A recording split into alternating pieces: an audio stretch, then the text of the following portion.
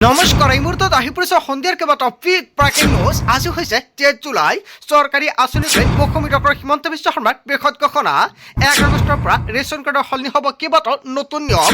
নতুন নিয়মেৰে সংগ্ৰহ কৰিব লাগিব ৰেচন। মুখ্যমন্ত্ৰীৰ ঘোষণা। অৰুণোদয়ৰ প্ৰতিজন হিতাধিকাৰী বেংক একাউণ্টত 1250 টকা সোমাব আৰু কিছুমানে কমেণ্ট কৰিছে 3000 টকা সোমাব। আচলতে অৰুণোদয় আঁচনিৰ টকা কিমান টকা সোমাই দিয়া হ'ব একাউণ্টত? কেৱল এয়াই নহয়, আত্মসহায়ক প্ৰতিজন মহিলা বেংক একাউণ্টত 25,000 টকা সোমাব। যদি আপুনি 10,000 টকা চেক পাইছে, আপুনি চৰকাৰী কৰৰ বাবে জিৰ' টিকিং কৰিছে নেকি? তেনে ক্ষেত্ৰত চৰকাৰী কৰৰ প্ৰথম কিছু টকা ৰিলিজ কৰা হ'ব সকলোৰে বেংক একাউণ্টত। মুখ্যমন্ত্ৰী কৰিলে বৃহৎ ঘোষণা। লগতে কেইবাটাও ৰাজনৈতিক খবৰৰ লগতে অৰাজনৈতিক খবৰ যুগুত কৰা হৈছে আজিৰ দিনটোত। গোটেই অসম তথা ভাৰতৰ বিভিন্ন প্ৰান্তৰ পৰা যুগুত হৈছে কেইবাটাও ডাঙৰ খবৰ।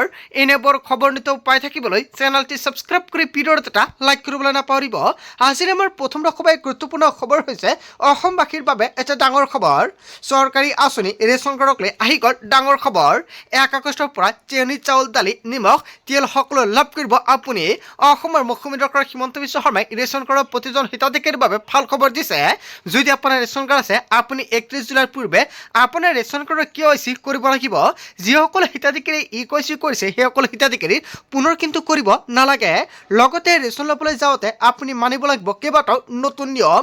আপুনি 1 আগষ্টৰ পৰা ৰেচন ল'বলৈ যাওঁতে মোবাইল ফোন লগত নিব লাগিব, কিয়নো আধাৰ কাৰ্ডৰ সৈতে যিটো মোবাইল নম্বৰ লিংক হৈ আছে সেই মোবাইলত OTP আহিব আৰু এই OTPটো ই-পছ মিছনত অন্তৰ্ভুক্ত কৰিব লাগিব আৰু তাৰপিছতে আপুনি ৰেচন কাৰ্ড থাকিলে এইকেইবিধ সামগ্ৰী লাভ কৰিব। অৰুণোদয় হিতাধিকাৰীৰ বাবে নতুন নিয়ম সলনি হৈছে। অৰুণোদয় আঁচনিৰ একাউণ্টত 1250 টকা সোমাই দিয়া হ'ব। কিছুমানে কমেণ্ট কৰিছে অৰুণোদয় আঁচনিৰ টকা আচলতে কিমান টকা দিয়া হ'ব? 1250 টকা দিয়া হ'ব নে 3000 টকা দিয়া হ'ব? যিহেতু মুখ্যমন্ত্ৰীয়ে ঘোষণা কৰিছিল অৰুণোদয় আঁচনিৰ টকা 3000লৈ বৃদ্ধি কৰা হ'ব, কিন্তু এতিয়ালৈকে অৰুণোদয় আঁচনিৰ টকা বৃদ্ধি কৰা নাই। যেতিয়াই বৃদ্ধি কৰিব নিশ্চয় সম্পূৰ্ণকৈ জনাই দিম। এতিয়াৰ পৰা অৰুণোদয় আঁচনিৰ টকা 1250 টকাই লাভ কৰিব আপোনালোকৰ একাউণ্টত। চৰকাৰৰ কেবিনেট বৈঠকত ডাঙৰ সিদ্ধান্ত গ্ৰহণ কৰিছে। ৰাজ্যৰ পূৰ্ণতমে চলি থাকিব চৰকাৰী আঁচনিৰ ৰূপায়ণৰ কাম কাজ, কিন্তু অৰুণোদয় আঁচনিক লৈ ৰাজ্যত সলনি হৈছে কেইবাটাও নতুন নিয়ম। প্ৰতিটো যোগ্য দৰিদ্ৰ পৰিয়ালে লাভ কৰিব অৰুণোদয় আঁচনি আৰু চৰকাৰী পকীঘৰ। যিসকল হিতাধিকাৰী চৰকাৰী ঘৰ নাই সেইসকল হিতাধিকাৰীৰ বাবে ভাল খবৰ। অৰুণোদয় আঁচনিক লৈ ঘৰে ঘৰে যাব চৰকাৰী বিষয়াসকল। হিতাধিকাৰী হ'ব পুনৰীক্ষণ, সোমাব নতুন হিতাধিকাৰীৰ নাম। যিসকল যোগ্য হিতাধিকাৰী আপোনাৰ গাঁৱত আছে বা আপোনাৰ ঘৰত আছে সেইসকল হিতাধিকাৰীৰ নাম নতুনকৈ অন্তৰ্ভুক্ত কৰা হ'ব আৰু যিসকল অযোগ্য হিতাধিকাৰী আছে সেইসকল হিতাধিকাৰীৰ নাম তালিকাৰ পৰা কৰ্তন কৰি দিয়া হ'ব। হিতাধিকাৰীৰ তালিকাত হ'ব পাৰে ডাঙৰ সাল সলনি। অৰুণোদয় আঁচনিৰ হিতাধিকাৰীক লৈ চলিব সমীক্ষা। হিতাধিকাৰী ঘৰে ঘৰকৈ পুনৰ কৰা হ'ব ভেৰিফিকেশ্যন। ৰাজ্যৰ প্ৰতিগৰাকী হিতাধিকাৰী ঘৰে ঘৰকৈ কৰা হ'ব ভেৰিফিকেশ্যন। যদি আপুনি যোগ্য তেনে ক্ষেত্ৰত তালিকাত আপোনাৰ নাম অন্তৰ্ভুক্ত হৈ থাকিব আৰু যিসকল অযোগ্য সেইসকল হিতাধিকাৰীৰ নাম কৰ্তন কৰা হ'ব। আৰু যদি আপোনাৰ ঘৰত যোগ্য হিতাধিকাৰী আছে, অৰুণোদয় আঁচনি পোৱা নাই সেইসকল হিতাধিকাৰীৰ নাম তালিকাত নতুনকৈ অন্তৰ্ভুক্ত কৰিব। আৰ্থিক অৱস্থাত উন্নত হোৱাসকলৰ নাম কৰ্তন কৰা হ'ব পাৰে তালিকাৰ পৰা। অৰুণোদয় পোৱা পৰিয়ালৰ সদস্যই চৰকাৰী চাকৰি পালে কৰ্তন কৰি দিয়া হ'ব নাম। বাদ পৰা দৰিদ্ৰ, বিধৱা, অবিবাহিতা আৰু মহিলাক, দিব্যাংগক নতুনকৈ কৰা হ'ব অন্তৰ্ভুক্ত। অৰুণোদয় হিতাধিকাৰী বেংক একাউণ্টৰ সৈতে আধাৰ কাৰ্ড লিংক কৰাটো বাধ্যতামূলক হয়। 3 আগষ্টৰ পূৰ্বে ৰাজ্যৰ প্ৰতিগৰাকী অৰুণোদয় হিতাধিকাৰীয়ে লিংক কৰিব লাগিব বেংক একাউণ্ট অৰুণোদয় আঁচনিৰ সৈতে। যদি আপুনি কৰি ৰাখিছে পুনৰ কৰিব নালাগে। প্ৰতিগৰাকী হিতাধিকাৰী একাউণ্টৰ DBTৰ জৰিয়তে চৰকাৰী আঁচনিৰ টকা সোমাই দিয়ে। আজি আপুনি বেংকত গৈ আধাৰ কাৰ্ডৰ সৈতে বেংক একাউণ্টৰ লিংক কৰাৰ লগতে DBT মাধ্যমটো লিংক কৰি ৰাখক, নহ'লে আপোনাৰ একাউণ্টৰ টকা নোসোমায়। ইফালে চৰকাৰী পকীঘৰক লৈও চলিব জৰীপ। যিসকল হিতাধিকাৰী এতিয়ালৈকে চৰকাৰী ঘৰ পোৱা নাই বা চৰকাৰী ঘৰৰ বাবে আবেদন কৰাৰ সত্ত্বেও তালিকাত নাম অহা নাই সেইসকল হিতাধিকাৰীৰ বাবে নতুনকৈ চৰকাৰী ঘৰৰ জৰীপৰ কাম কাজ আৰম্ভ হ'ব।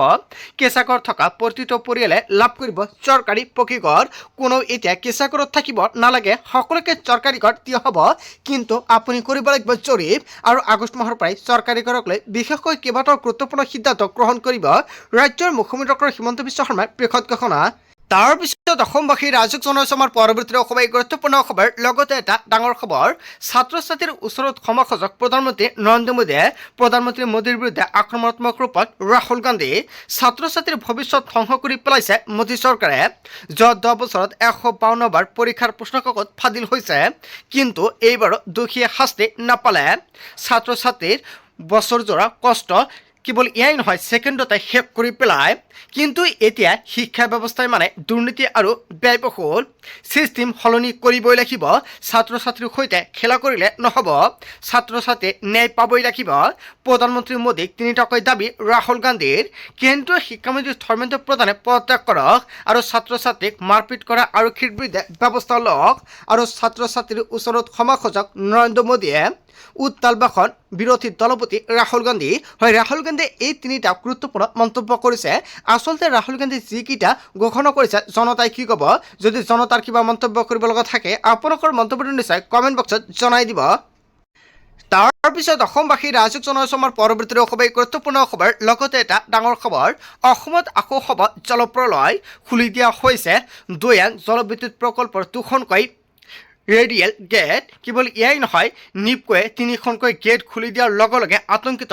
জনতা দৈয়াং ধনশিৰি নদীৰ নামনি কাষৰীয়া অঞ্চলৰ জলমগ্ন হোৱাৰ আশংকা নৈপৰীয়া ৰাজ্যত সতৰ্ক হোৱাৰ আহ্বান গোলাঘাটৰ নামনিত ভয়ংকৰ বানৰ আশংকা অসমত আকৌ হ'ব পাৰে জলপ্ৰলয় সাৱধান হওক ৰাজ্যবাসী বৰ্তমান আপোনাৰ জিলাত বানৰ পৰিস্থিতি কেনেকুৱা কমেণ্ট কৰি জনাই দিব তাৰপিছত অসমবাসী ৰাজক জনসমাৰ পৰৱৰ্তী অসমৰ গুৰুত্বপূৰ্ণ খবৰ লগতে এটা ডাঙৰ খবৰ নীট পৰীক্ষাৰ প্ৰশ্নকাকত ফাদিলক ঘটনাক লৈ ডাঙৰ ঘোষণা কৰিছে প্ৰধানমন্ত্ৰী নৰেন্দ্ৰ মোদীয়ে ফাষ্টেগ আদালতত হ'ব প্ৰশ্নকাকত ফাদিলৰ গোচৰৰ শুনানি প্ৰশ্নকাকত ফাদিলৰ সৈতে জড়িত দোষীয়ে পাব কঠোৰ শাস্তি শীঘ্ৰে গঠন কৰা হ'ব ফাষ্টেগ আদালত যুৱ প্ৰজন্মৰ ভৱিষ্যতৰ সৈতে কাকো খেলিবলৈ দিয়া নহ'ব যুৱ প্ৰজন্মৰ কল্যাণ আৰু ভৱিষ্যতৰ ক্ষেত্ৰত সৰ্বোচ্চ অগ্ৰাধিকাৰ দিব চৰকাৰ প্ৰশ্নকাকত ফাদিলৰ সৈতে জড়িত দোষীয়ে কোনো কাৰণতে ৰেহাই নাপাব ছাত্ৰ ছাত্ৰীৰ স্বাৰ্থত চৰকাৰে কঠোৰ ব্যৱস্থা গ্ৰহণ কৰিব দোষীক যিমান পাৰে সিমান সোনকালে শাস্তি দিয়া হ'ব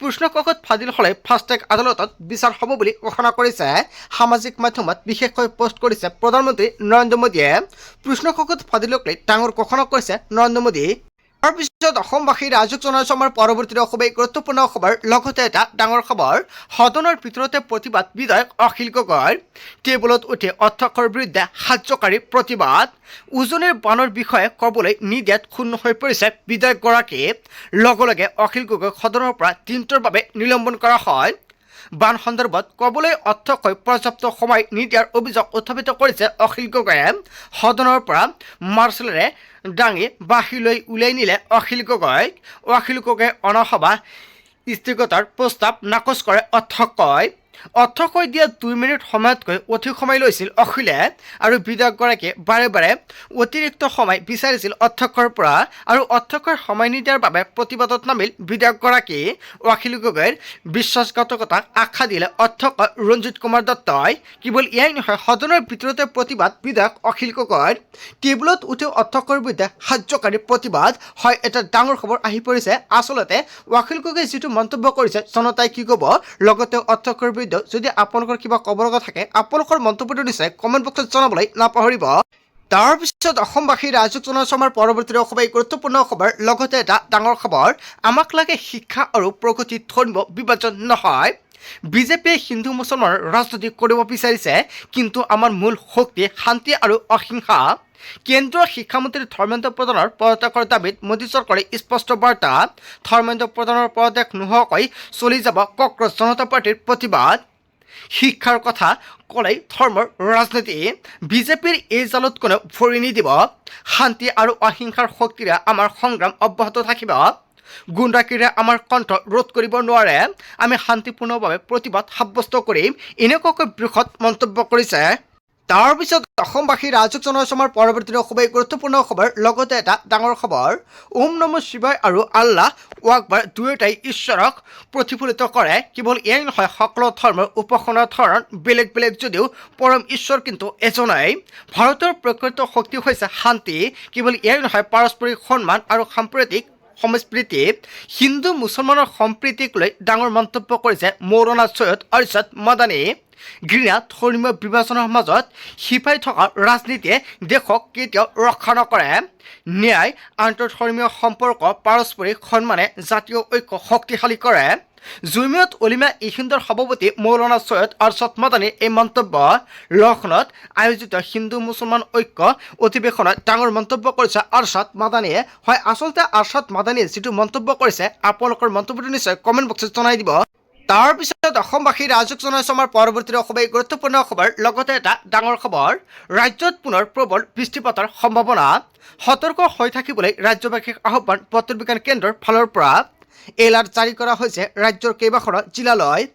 বান পৰিস্থিতিৰ মাজতে বতৰ বিজ্ঞান কেন্দ্ৰৰ এলাৰ্ট সতৰ্কবাণী।